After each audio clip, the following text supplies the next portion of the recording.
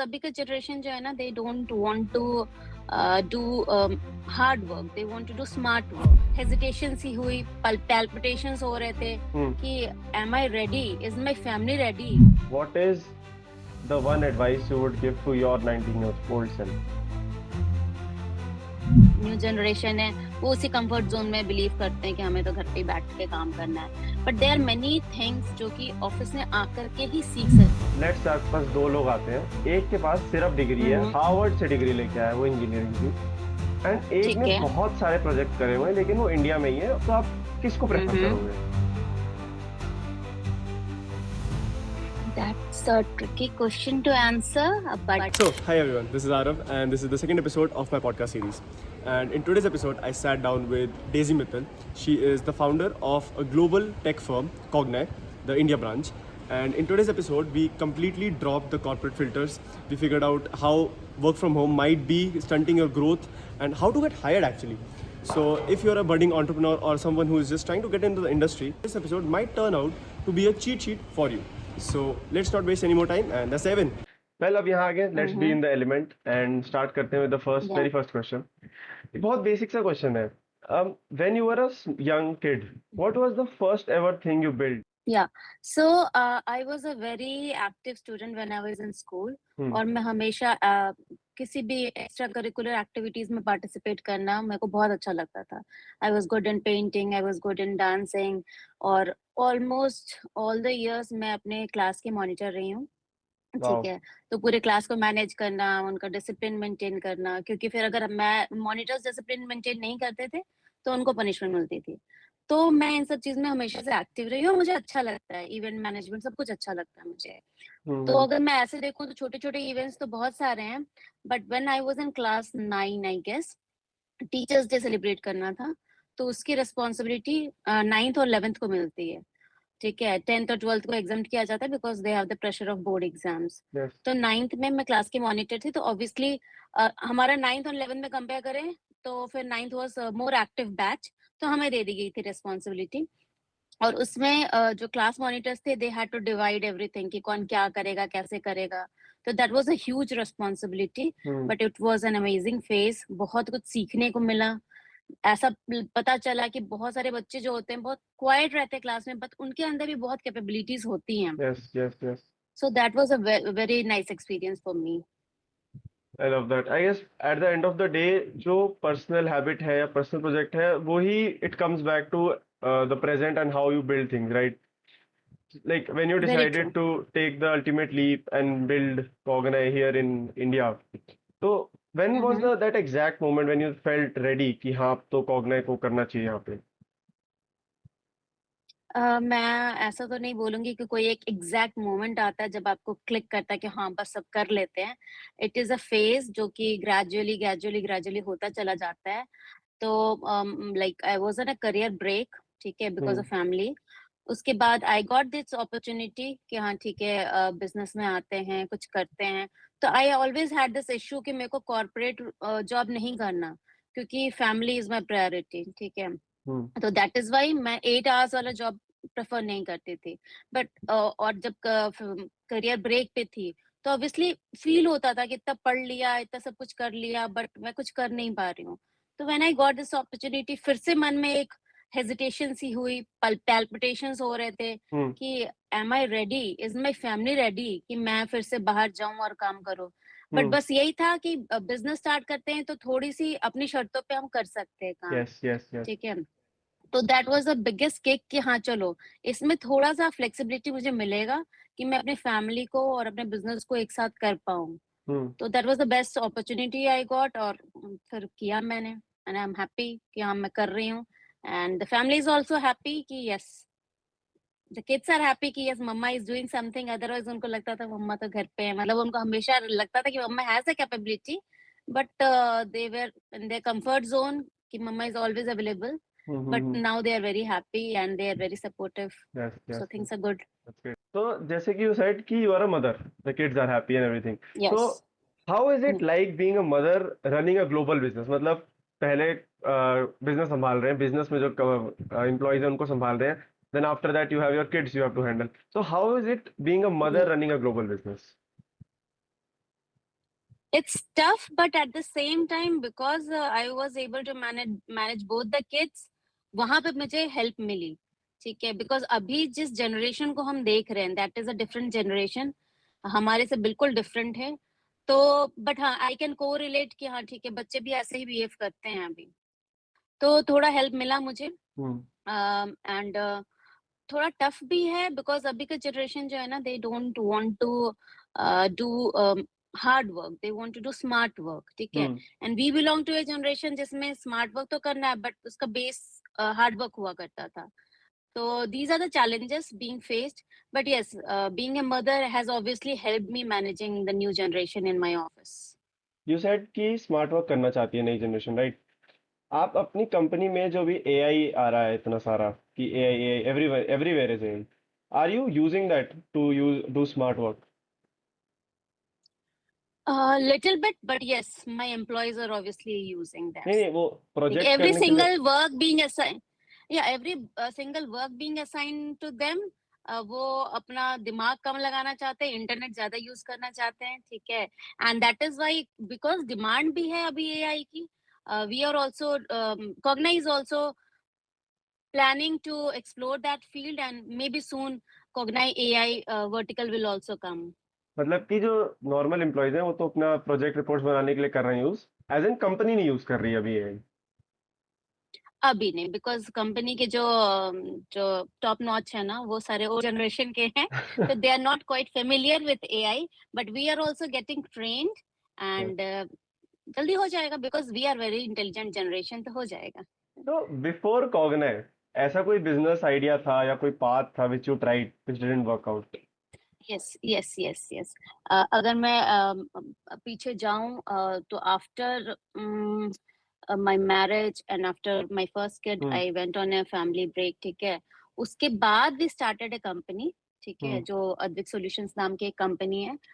उसको हमने 2 साल चलाया, अच्छा चला, ठीक है, बट उसके बाद मैं बहुत ज्यादा इन्वॉल्व हो गई थी फैमिली में। फिर भी हमने ट्राई किया, बिकॉज वो अंदर था ना कि कुछ तो करना, कुछ तो करना है। फिर एक और कंपनी स्टार्ट करी थी, कुछ तो उसमें हमने फ्रेंचाइजी ली थी, गिफ्ट कस्टमाइज गिफ्ट आइटम्स की, और उसको रन करने की कोशिश करी थी, but because of time constraint ज्यादा ध्यान नहीं दे पाई मैं, और I guess within a year हमें उसको क्लोज करना पड़ा। तो that is something I still regret, because that was something हमने बहुत प्लान करके किया था, बट टाइम नहीं दे पाई मैं, और every work needs time. I guess failure एक डिफरेंट पर्सपेक्टिव देता है, right, to the world, to the yes आने वाले प्रोजेक्ट्स के यस। लिए। अगर फेलियर्स नहीं है तो you can not enjoy success, आपको पता ही नहीं चलेगा एक्चुअल सक्सेस बोलते किसको है। एंड जितना लर्निंग फेलियर्स देता है ना, उतना सक्सेस नहीं दे पाता है। ऑब्वियसली सक्सेस हैप्पीनेस देता है, बट सिंपल से एग्जांपल है, when we are in school, हम छोटा सा एक क्वेश्चन रॉन्ग करते हैं, फिर क्लास में रिवीजन होता है, ये रॉन्ग क्यों क्यों हुआ था। उसके बाद हमें पता चल जाता है, अच्छा इस वजह से रॉन्ग हुआ था, फिर वो क्वेश्चन शायद कभी रॉन्ग नहीं होता हमारा। बट बहुत सारे क्वेश्चंस होते हैं जो हमने तुक्का में या कर दिया, फिर लेकिन हम उसके बाद में फोकस नहीं करते, वी गेट कॉन्फिडेंट, तो ये तो हमें आता ही है, ठीक है। तो this is just an example. इसी तरीके से फेलियर्स मेक अस थिंक कि कहाँ पे क्या गड़बड़ हुआ है, कहाँ पे we are weak, where we have to put more effort. So that is why failures are actually very much required in life. तो आपने कॉग्नाई में भी आए होंगे फेलियर्स, Yes, राइट? तो बिल्कुल। उनको डील कैसे किया फिर? See, I believe in this theory कि हर कुछ लिखा हुआ है, everything is destined to happen, we just need to put our efforts. तो जो था ही नहीं, वो मिला नहीं, उस पर रिग्रेट करके कोई फायदा नहीं है। कहीं ना कहीं कुछ तो कमी रह गई होगी, या शायद कुछ अच्छा बेटर आने वाला होगा, ठीक है। आई strictly believe in this theory, तो मैं उसी को इम्प्लीमेंट करती हूँ लाइफ में, और फिर दिक्कत नहीं आती है। लगता है ठीक है, नहीं आया ना, कुछ तो रहा होगा, चलते हैं आगे बढ़ते हैं। एंड स्टार्टअप में ये बहुत ज्यादा होता है, बहुत सारे प्रोजेक्ट्स आते आते रह जाते हैं, बिकॉज आपके पास ये लाइसेंस नहीं है, या वो लाइसेंस नहीं है, या फिर आपके पास कोई ब्रांड नेम का प्रोजेक्ट आपने नहीं किया है। उसकी वजह से ना आपके अंदर कैपेबिलिटी होते हुए भी people don't trust you, which is not wrong. सबको चाहिए होता है कि हाँ, एक ट्रस्टेड कंपनी के पास जाएंगे। तो ठीक है, थोड़ा स्ट्रगल्स होता है, बट ये स्ट्रगल्स हमें सिखाते हैं कि हमें आगे क्या करना चाहिए, and when we are on the other side of the table हमें क्या नहीं करना चाहिए। When you are hiring new developers और इन लोगों को लेते हो, what is your interview process, how do you vet them? Interview process में पहला जो इंटरव्यू होता है वो तो बेसिकली हमारा जिस रोल के लिए हम हायर कर रहे हैं उसी का टेक्निकल होता है, ठीक है, कि अगर हम टीएम के लिए हायर कर रहे हैं या ईडब्ल्यूएम के लिए हायर कर रहे हैं या अबैप के लिए कर रहे हैं तो उसका टेक्निकल नो हाउ कैसा है, ठीक है। उसके बाद फिर प्रोफेशनल्स जो अपना काम तो करें, ठीक है, इंडिविजुअली कंप्यूटर लैपटॉप पे बैठ के जो करना है, but those can prove to be a good team leader, तो टीम ग्रूमिंग पे भी काम कर पाए, हम वो एस्पेक्ट फिर देखते हैं उसका। प्लस अभी क्या है ना, आईटी में जो वर्क फ्रॉम होम वाला कल्चर बहुत ज्यादा चला हुआ है, ठीक है, एंड जो न्यू जनरेशन है वो उसी कंफर्ट जोन में बिलीव करते हैं कि हमें तो घर पे बैठ के काम करना है, but there are many things जो कि ऑफिस में आकर के ही सीख सकता है बंदा। जैसे यू सेड कि आजकल की generation believes in work from home, and ये बात बिल्कुल यस सही है। उनको लगता है कि जो काम मैं घर बैठ के कर सकता हूँ वो मैं यहाँ पे क्यों आगे करूँ। तो क्या आप इसको जस्टिफाई कर सकते हो? Yes, see human beings are social animals, ये बहुत ओल्ड सेइंग है, ठीक है, and this is very true. We are not any other animal, और पेड़ पौधे नहीं है कि अकेले खड़े होकर के जिंदगी बिता लेंगे, करेक्ट। और अगर हम पर्सनल लाइफ में भी देखें, अगर एक फैमिली है तो एक न्यूक्लियर फैमिली और एक जॉइंट फैमिली के बच्चे में भी डिफरेंस दिखता है, बिकॉज जितने लोगों से वो इंटरेक्ट करता है कुछ प्लस माइनस सबसे सीखता हुआ चलता है, from their experiences, the way each person handles other person, जो इंटरपर्सनल स्किल्स होते हैं वो सारी चीजें अपने आप सीखता चला जाता है, कुछ डेलिब्रेट अटेम्प्ट करने की जरूरत नहीं होती है, ठीक है। But a child coming from may be a nuclear family जिसमें शायद बोथ पेरेंट्स वर्किंग हो और ज्यादा टाइम नहीं स्पेंड कर पाते हो एक दूसरे के साथ, तो आप देखोगे कैरेक्टरिस्टिक्स अलग होती है। आई एम नॉट सेइंग कि ये प्लस वो माइनस, ऐसा कुछ नहीं होता, बट यस डिफरेंट होती है। तो when you come from a background जहाँ बहुत लोगों से आप इंटरेक्ट कर चुके होते हो, तो फिर आप बाहर भी जाते हो ना तो इजी रहता है। तो similarly if a person is coming to office interacting with people, तो वो बहुत से समझता है, बहुत मतलब मेनी टाइम्स ऐसा होता है ना कि आपको कुछ बोलने की जरूरत नहीं होती। If you know a person, आप उसके बॉडी लैंग्वेज से, उसके कैरेक्टर ट्रेट से, मतलब जैसा वाइब्स आ रही है उससे समझ जाते हो, ठीक है। यस तो वो बहुत ज्यादा इंपॉर्टेंट होती है when you want to grow as a team, ठीक है। तो मुझे लगता है कि इट इज वेरी इंपॉर्टेंट कि हर एक बंदा आकर के एक दूसरे से इंटरेक्ट करे, मिले, एज अ टीम ग्रो करे, ठीक है, एक दूसरे की वीकनेस स्ट्रेंथ सबसे सीखे। इट इज नॉट इम्पोर्टेंट कि आप गलती करो फिर सीखो, एक दूसरे से भी सीख सकते हैं ना हम। ठीक है। तो कॉग्ने पे वापस आते हैं। लाइक यू सेड कि कॉग्ने is a baby right now, है ना? हम्म। एंड अभी आई थिंक ऐसा अभी मोमेंट्स होते होंगे, just to survive you have to say yes to every client. Yes, तो when do you think you will earn the luxury to start hand picking your clients कि नहीं मैं इसको नहीं इसको डील करूंगा? See that depends on every company कि उनका टारगेट क्या है, may be in terms of turnover है, रेवेन्यू जनरेशन है, या maybe in terms of कि हमने 50 एम्प्लॉय कर लिए हैं उसके बेसिस पे। बट अगर मैं अपना कॉग्नाई के बारे में बोलूँ तो till the time we get a brand name, ठीक है, हमारे साथ एसोसिएट हो जाएगी, यस कॉग्नाई is work for this brand name, जो कि फिर आगे हमारे लिए मार्केटिंग का काम करे। Till then yes we can't be choosers, we have to say yes. Mainly when you have to start being a chooser, तो आप यू वांट फॉर कॉग्ने to be associated with a brand. Brand, yes, brand के साथ सोचते ना सब कुछ आ जाएगा, ठीक है। We will be in a position to have more people, revenue generation ज्यादा हो जाएगी, टर्नओवर ज्यादा हो जाएगा, तो सब कुछ हो जाएगा, एंड ऑब्वियसली फिर ब्रांड ने मार्केटिंग का काम अपने आप करने लगेगी। सही बात है। Yeah. And what is the hardest part about moving from the builder phase, जहाँ पे आपको सब चीजें खुद ही करनी पड़ रही है, टू द डेलीगेटर फेज कि अब आप बांट सकते हो काम कि चल तू ये कर ले, तू ये कर ले, तू ये कर ले? See, the easiest thing to do is to do everything on myself, ठीक है, for हाँ everybody। अपने आप काम करना बहुत इजी होता है, डेलीगेट करना बहुत ज्यादा टफ होता है, because when you delegate things, आपको लगता है वो ये नहीं कर पा रहा, वो ये नहीं कर पा रहा, या मे बी उस टाइम पे नहीं कर रहा जब आप चाहते हो कि 5 मिनट में हो जाए या 5 दिन में हो जाए, and the person to whom you have delegated is taking some time to do it। तो वो थोड़ा सा फ्रस्ट्रेशन होती है, लगता है छोड़ो यार मैं खुद ही कर लेती हूँ, बट ऐसा होता नहीं है, ठीक है, करना नहीं चाहिए। मतलब everyone should have that control कि if you have delegated some work you should have trust कि ठीक है हो जाएगा। जरूरी नहीं है कि मेरा स्टैंडर्ड है, मैंने जो बार सेट किया हुआ अपने लिए उसके हिसाब से हो, बट दैट पर्सन अगर मैंने उसको डेलीगेट किया है तो इसलिए किया होगा बिकॉज कुछ क्वालिटीज होंगी, ऐसे रैंडम तो नहीं करूंगी, ठीक है। हम्म अगर मैंने डिसाइड किया है तो I should trust my own decision, I should trust that particular person, and थोड़ा सा टाइम और थोड़ा सा पेशेंस रखेंगे तो हो जाएगा। बट यस, डेलीगेशन में थोड़ा सा इश्यूज आता है initially, but it is important if I want to grow as a company. Hardest part is trust. Yes. Okay. And if I talk about your morals, आपके ऐसे 3 स्ट्रिक्ट नॉन नेगोशिएबल्स क्या है company से related कि ये नहीं ही ये होगा ही होगा मतलब? फर्स्टली आई वुड से जो भी एसओपीज हैं कंपनी की हम्म वो तो फॉलो होना ही चाहिए, ठीक है।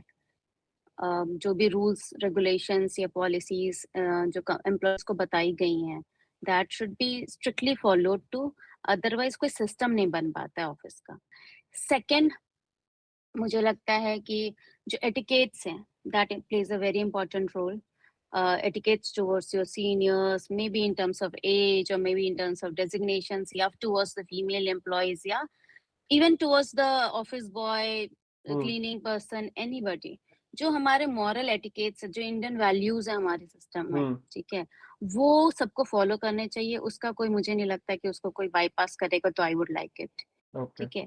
And thirdly, one should be transparent, even if you are not able to do a particular work within the time limits given to you, you should be hmm transparent, और timely आपको communicate करना चाहिए कि हाँ, I am not able to do, और I am stuck in so and so things, या फिर मैं इस चीज में अटक गया हूँ, I need some more time.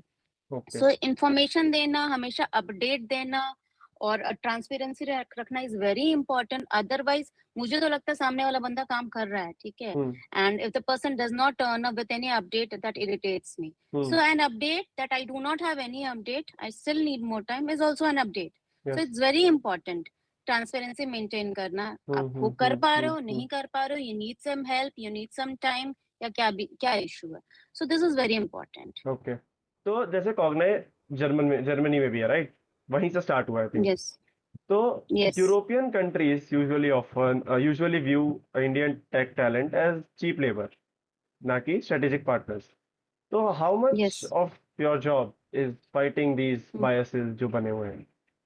अभी ऐसा बायसेस तो I haven't encountered as yet, okay. Because we are cordially working with each other, ठीक है। एंड अभी जो कॉग्नाई, अगर मैं इंडिया की बात करूं तो मेनली यहाँ पे बिगिनर्स हैं, ठीक है। बिगिनर्स हैं इन द सेंस कि फ्रेशर्स हमने रिक्रूट किए हैं, वो ट्रेनिंग लेकर के सब कुछ हमने उनको ट्रेन किया है। हम्म तो उस हिसाब से हम उनसे काम करा रहे हैं, ठीक है। ओके. तो एक्सप्लॉइटेशन वाली स्टेज या फिर जो बायसनेस वाली स्टेज वो अभी आई नहीं है, हम्म ठीक है। But yes, it is very true कि Indian people are being considered as cheap labours, but yes, at the same time talented people, and that is why talent है तभी हमने इंडिया में ऑफिस खोला है। सही बात है. टेक कंपनीज जो होती हैं, दे यूजुअली से कि college degrees don't matter, hmm. And they think कि अगर किसी का टैलेंट है तो वो बंदा ज्यादा हम्म। इंपॉर्टेंट है, यानी कि instead of a formal degree. So, yes. as hiring engineers, as someone who is hiring hmm. engineers, is that actually true, or is it a formal degree? Is the formal degree still a better filter to find out the best solution, hire best employee for a company?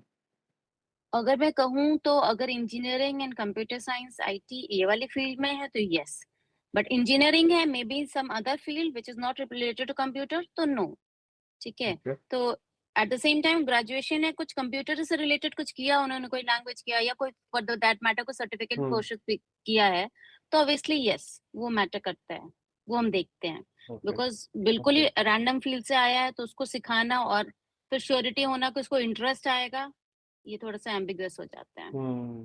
But जैसे एक चीज होती है, universities में बहुत सारा time लग जाता है. जैसे यू सेड एजुकेशन कर रही है, राइट? तो करिकुलम को अपडेट करने में यूनिवर्सिटी बहुत टाइम लगा देती है, और जो टेक है वो तो हफ्तों में बदल रहा है, हफ्तों में नए नए एआई आ रहे हैं. हम्म।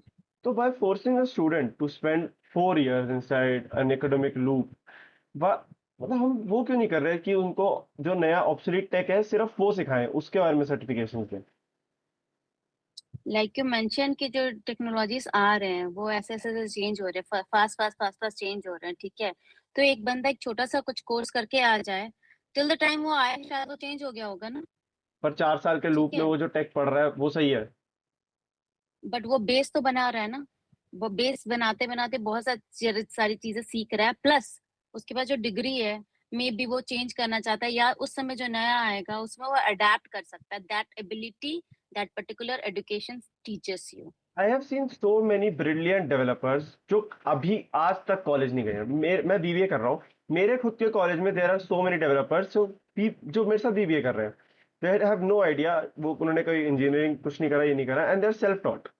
बट उनके इतने सारे ओपन सोर्स प्रोजेक्ट्स हैं, इतने सारे गिटहब पोर्टफोलियोज में देख चुका हूँ, and they are doing amazing. तो just by filtering for a degree आप उस टैलेंट पे तो नहीं मिस आउट कर रहे जो बहुत ज्यादा प्रैक्टिकल है, ज्यादा हंग्री है और सीखने के लिए, नए वर्ल्ड में आने के लिए। उसको कैसे जज करेंगे? somebody has to prove something ना, कुछ तो देखेंगे उसके रिज्यूमे में, उसके बेसिस पर जज करेंगे। तो मे बी अगर इफ यू गेट रिज्यूमे जिसमें बहुत सारे वो लिखे होंगे कि मैंने ये प्रोजेक्ट किया, मैंने वो प्रोजेक्ट किया है, तो obviously that would be an attractive resume to look into, ठीक मैं है। रेज्यूमे नहीं कह रहा था, तो मैं डिग्री कह रहा था। I asked degree. I do understand कि आप कह रहे हो ना रिज्यूमे में एक डिग्री होगा तो आप उसको देखोगे, या फिर अभी जैसे आप कह रहे हो कि बहुत सारे आपके कॉलेज में या फिर आपके नोन में बहुत सारे लोग हैं जो शायद एक फॉर्मल एजुकेशन उस पर्टिकुलर फील्ड में लेके नहीं आए हैं, but they are doing wonders, right? But when you are on that side, when you're recruiting somebody, obviously you need to have some paper in front of you जिसको देख करके आप उसे मिलना चाहोगे, ठीक है। something should be written on that, वो क्या लिखा होगा that makes your resume attractive, या तो कुछ अच्छा education लिखा हुआ होगा या कुछ projects लिखे हुए होंगे which that person has done, तो वो depend करता है लिखा क्या हुआ है। तो उसमें लिखने के लिए either बहुत सारे लोग हैं जो yes स्टार्टिंग से इसमें ही घुस जाते हैं और मे बी 12th के बाद इसमें लग जाते हैं। लेट्स आपके पास दो लोग आते हैं, एक के पास सिर्फ डिग्री है, हार्वर्ड से डिग्री लेके आया है वो इंजीनियरिंग की, एंड एक ठीक ने है, बहुत सारे प्रोजेक्ट करे हुए हैं लेकिन वो इंडिया में ही है और उसने ये नहीं करी है सॉफ्टवेयर इंजीनियरिंग की डिग्री। तो आप किसको प्रेफर करोगे? that's a tricky question to answer, but obviously जिसने प्रोजेक्ट्स किए हुए होंगे उसको देखना चाहूंगी, but at the same time वो इवेलुएट करना होगा कि जो whatever he has mentioned, he और she has mentioned on the resume कितना ज्यादा ट्रू स्टैंड करते हैं, ठीक है। एक हार्वर्ड यूनिवर्सिटी से पढ़ के आया, if you mentioning that particular institute, तो ये समझना होगा कि वहां पहुंचने के लिए भी बहुत मेहनत लगी होगी। तो एक बात तो क्लियर है कि that person is smart, laborious and has some capabilities, ठीक है। तो वो सर्टिफाई कर देता है कि हाँ ये बंदा अच्छा होगा। एट द सेम टाइम जिसने प्रोजेक्ट्स किए हुए हैं, ठीक है, तो उसकी ऑथेंटिसिटी चेक करनी पड़ती है। और यस, अगर सच्ची में काम किया हुआ तो that person would be preferred. मतलब प्रोजेक्ट्स, प्रैक्टिकल नॉलेज ज्यादा जरूरी है than a formal degree, yes correct? Yes yes yes yes yes. And ऐसा लोग कहते हैं कि टेक कंपनीज जो है, अगर आप उसमें घुस गए you will make money, but आप अपना मेंटल हेल्थ खराब कर दोगे। Is it true? नहीं, ऐसा नहीं, it is not at all true. If you are workaholic, आप किसी भी फील्ड में रहोगे आपका मेंटल हेल्थ डिस्टर्ब होता है। वर्कोहॉलिक इन द सेंस कि आप बस काम करना चाहते हो बिकॉज आपको मनी चाहिए। If you are enjoying that work, वो कोई भी हो, आईटी हो या एनी काइंड ऑफ वर्क हो, जैसा आपको आर्ट में सेटिस्फैक्शन मिलता है वो आईटी में भी मिलता है। I have seen many people जो कि शायद 24 घंटे में से 20-20 घंटे काम कर रहे होते हैं, but they are enjoying their work. So it is not true only about IT industry, it is true about any particular field you are into. If you are not satisfied with the kind of work you are doing, तो कितने घंटे भी करो, चाहे 2 घंटे भी कर रहे हो और satisfied नहीं हो ना, तो ultimately your mental health is being compromised. Okay, I guess this is true. काफी लोग बस काम करने के लिए, घर चलाने के लिए जॉब्स में घुसे हुए हैं, तो आई गेस वो लोग ये बोलते हैं कि मेंटल हेल्थ खराब हो जाती है। डू यू, आप जो इंडिया वाली कंपनी है, does this handle European clients too? Yes. तो जितने भी आप यूरोपियन क्लाइंट्स को हैंडल कर रहे हो उसमें सबसे बड़ा प्रॉब्लम क्या आता है? इज इट टेक और इज इट कल्चरल रेजिस्टेंस? तो नहीं, 2-3 इश्यूज आते हैं। एक तो टाइम का थोड़ा सा गैप रहता है, ठीक है, we are 3.5 hours ahead of them, तो वो थोड़ा सा मुश्किल होता है मैनेज करने के लिए, बिकॉज बाय द टाइम यहाँ पे 6 बज रहे होते हैं, उनका एकदम पीक चल रहा होता है, 3 बजे का काम चल रहा होता है, ठीक है। एंड दूसरा थोड़ा सा लैंग्वेज बैरियर आता है, बिकॉज हाँ, जैसे Yes. हम इंडियंस हैं, हम इज़िली इंग्लिश को हमने अडैप्ट कर लिया है, ठीक है? Yes. हमारे हिंदी में भी इंग्लिश घुसा हुआ रहता है, ठीक है? Hmm. But Germans are very particular in this, उनको लगता नहीं हमको जर्मन में ही बात करना है। There are very few Germans I know जो कि मतलब पता नहीं जितनों को मैं जानती हूँ या जितनों से मैं मिली हूँ whenever I have gone to European countries, वो जनरली जर्मन में इंटरैक्ट करना चाहते हैं because they love their language, they want कि उनकी कल्चर को ही प्रमोट किया जाए, तो दे वांट कि हाँ ठीक है तुम जर्मन सीख करके आओ, ठीक है? Okay. तो आप अपने जो तशीर आ रहे हैं आपके पास, उनको जर्मन सीखने के लिए बोलते हो? यस, आई ऑलवेज थिंक कि अगर एक नया लैंग्वेज सीख लें तो उसमें कोई हार्म नहीं है। मैंने खुद जर्मन सीखा है और आई do not find any harm in that. मैंने प्रोफेशनल रीजन की वजह से नहीं सीखा था, पर्सनल रीजन की वजह से सीखा था। But Okay. एक लैंग्वेज आएगा तो that is always an edge. Why मतलब जर्मन ही नहीं, any other language, Indian Okay. Language भी अगर आप दूसरा सीख लेते हो ना तो that is going to benefit you और अच्छा लगता है। Okay. तो ये क्योंकि हमारे जो Okay. यूरोपियन क्लाइंट्स हैं, हम्म आई हैव टोल्ड कि थोड़ा-थोड़ा जर्मन पढ़ते रहो, छोटे-छोटे टर्म्स, छोटे sentences, there is no harm in learning that. Okay. It is always us कि हम अपना लैंग्वेज चूज कर सकते हैं कि हमें बोलना किस में है, Hmm. बट आना कोई प्रॉब्लम की बात नहीं है। Yes. Yes. Okay. ठीक है, we talked about your failures, pivot points, global scale, सब बात की। And इन सब के पीछे what is that single lesson जो आपने सीखा and आप इस जनरेशन को देना चाहते हो? Single lesson with its very common, बहुत सारे लोगों ने बोला होगा but I also believe in that कि एफर्ट्स करते रहो, थिंग्स विल हैपन। अगर आपकी इंटेंशन सही है और कहीं ना कहीं आपके मन में एक इच्छा है कुछ करने की, and hmm if you are putting efforts towards that, it is destined to happen. होगा, मे बी थोड़ा टाइम लग जाए, दैट डिपेंड्स कि आप कितना ज्यादा एफर्ट मार रहे हो या कोशिश कर रहे हो। ऐसे हम्म बैठे रहने से तो नहीं होगा। तो yeah. वो अंदर ज़ील है आपके अंदर ना कि ये करना है, मुझे करना है, तो सूनर और लेटर होगा। Just put your efforts. My final question, if you were 19 years old today, what is the one advice you would give to your 19-year-old self?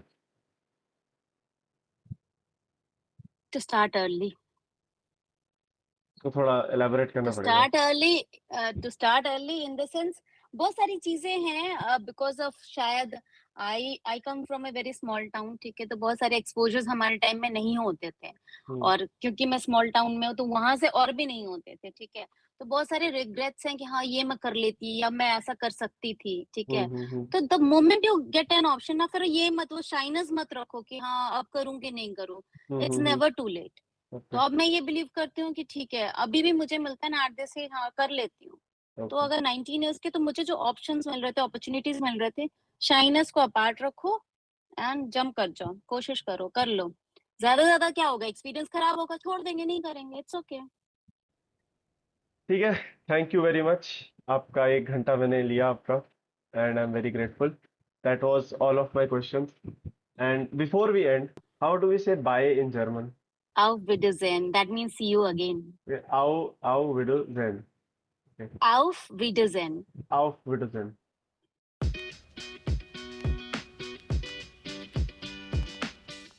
And that's a wrap. Massive thanks to Daisy Mittal for joining my podcast and sharing her thoughts with us.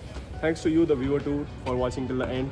And if you got any value, make sure you hit the like button and drop your thoughts in the comment box. I'll read all of them. And until then, see you. Bye bye.